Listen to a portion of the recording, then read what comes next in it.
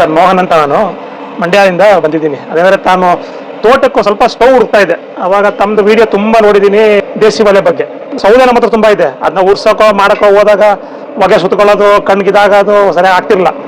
ಸುಮಾರು ವಿಡಿಯೋ ನೋಡಿದ್ಮೇಲೆ ಅನ್ಕೊಂಡೆ ಯಾಕೆ ಭೇಟಿ ಮಾಡಬಾರ್ದು ಇವತ್ತು ಸಾರ್ನ ನೋಡೋಣ ಒಂದು ರೌಂಡು ಅಂತ. ಸರ್ ಸ್ಟವ್ ಈಗ ನೋಡ್ತಾ ಇದ್ದೀನಿ. ಇಲ್ಲಂತೂ ಕಣ್ಗಂತೂ ಒಂಚೂರು ಹೊಗೆಗೆ ಏನಿದಿಲ್ಲ. ಯಾಕೆಂದ್ರೆ ಎಷ್ಟೇ ಸಣ್ಣದಾಗಿದ್ದಾಗಿರೋ ಸ್ವಲ್ಪ ಬ್ಲೋಯರ್ ಕೊಟ್ಟ ತಕ್ಷಣ ತುಂಬ ಚೆನ್ನಾಗಿ ಉರಿತಾ ಇದೆ. ನಮಗೂ ಈ ಥರದೇ ಬೇಕಾಗಿತ್ತು ಸರ್. ಯಾಕೆ ನಾನು ಈಗ ನಮ್ಮ ತೋಟದಲ್ಲಿ ಲೇಬರ್ ಇದ್ದಾರೆ, ಅವ್ರ ದಿನ ಗ್ಯಾಸ್ ಎಲ್ಲ ಪಾಪ ಖರ್ಚು ಒದ್ದಾಡ್ತಿದ್ರು. ಅದಕ್ಕೆ ಅವ್ರಿಗೆ ಸ್ವಲ್ಪ ಅನುಕೂಲ ಆಗಲಿ, ಗ್ಯಾಸ್ಗೆ ಖರ್ಚು ಕಮ್ಮಿ ಆಗಲಿ ಅನ್ನೋ ಇದರಲ್ಲಿ ಒಂದು ಒಳ್ಳೆ ಸ್ಟವ್ ಹುಡ್ಕೋಣ ಅಂತ ಅನ್ತಾ ಇದೆ. ಇದು ನೋಡಿದ್ಮೇಲೆ ಯಾಕೆ ತಗೋಬಾರ್ದು, ನಾವು ರೇಟ್ ರೀಸನಬಲ್ ಇದೆ ಸರ್. ನನಗೆ ಆ ರೇಟೆಲ್ಲ ಕೊಡ್ಬೋದು ನಾವು, ನೀವು ಹೇಳ್ತಾರೆ ರೇಟಲ್ಲಿ.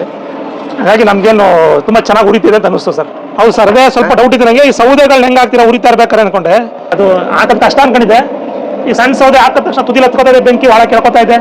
ಬ್ಲೋಯರ್ ಕಟ್ಟೋದನ್ನಾದ್ರೆ ಒಂಚೂರು ಹೊಗೆ ಬರಲ್ಲ.